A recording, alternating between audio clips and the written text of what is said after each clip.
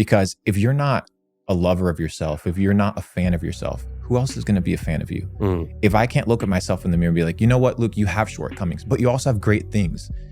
I treat myself like I would treat somebody else, right? Because I'm in a relationship with me. It's not like, oh, I'm just myself. I'm in a relationship with me. So I go through hardships, I go through difficulties, but when I interact with myself, I try to cheer myself up. Like, hey, dude, you're doing well. Like, you're crushing. Even if I'm not crushing, right? Like this week I had like a big tax bill come, right? Big fucking tax bill. No, you can't escape that. Bro, I can't. Big fucking tax bill. But this is a tax bill from a couple years ago, right? So this is, you Canadian American? American, I have my American citizenship. I'm originally from Argentina, but I have my American citizenship. But the situation that arose was, I'm like, I think taxes that are due or whatever, it was like almost $1 million. And I'm like, ah, fuck. In taxes? In taxes, yeah. So it was, so I get the call from my accountant. Cool. Like, you wouldn't have to experience that because you're here, bro. You're here in Dubai. Like, good job. Oh, it's good for now. I don't know what's going to happen in the future. I moved to Puerto Rico. Puerto Rico is now 4% income tax. So it's the only tax haven for Americans or people that have US citizenships.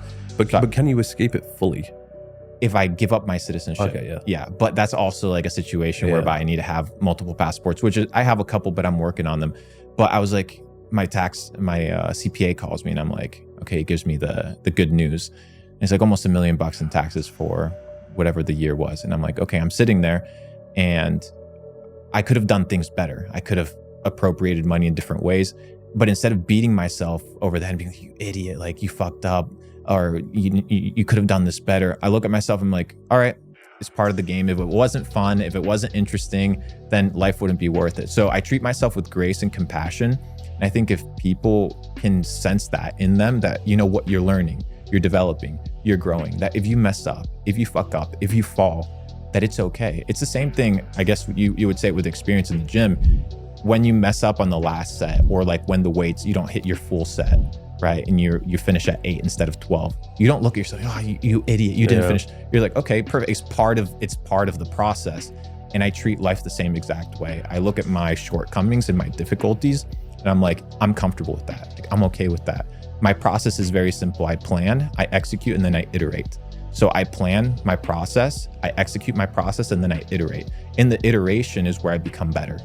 And unless you have that mental framework of, I'm getting better and better and better and better. Like, you were training 14 years, bro.